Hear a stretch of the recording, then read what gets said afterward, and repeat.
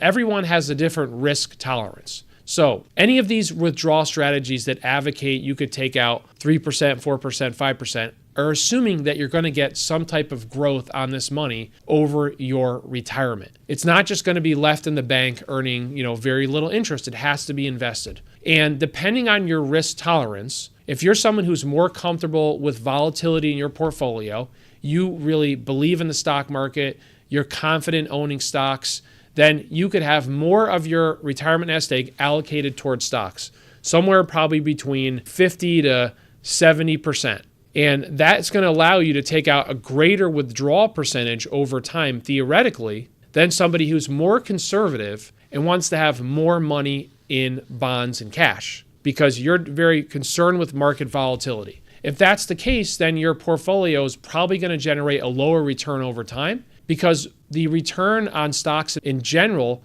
is higher than bonds and cash over the long term. Depending on the time frame that you look at, stocks have averaged anywhere from a 7% to an 11% rate of return over 10-year, 15-year, 20-year periods. Those are the types of periods that you need to be looking at, because that's what your theoretical retirement is going to be. When you add bonds and cash in there, bonds and cash are dependent upon interest rates. And though recently we've seen interest rates come way up, and it's been very helpful for bond investors and conservative investors, because you're getting a higher interest rate now on your cash. You're getting a higher interest rate on your cash if you move it into money market. You're getting a higher interest rate on a CD, on bonds, than 2-3 years ago when you were getting almost 0%. But that return is always going to be dependent upon interest rates. So if interest rates go way down, then your return on those investments is going to be lower, and therefore your withdrawals over time could potentially be lower. So that's where you have to do some homework to figure out what asset allocation is right with you and what are you comfortable with.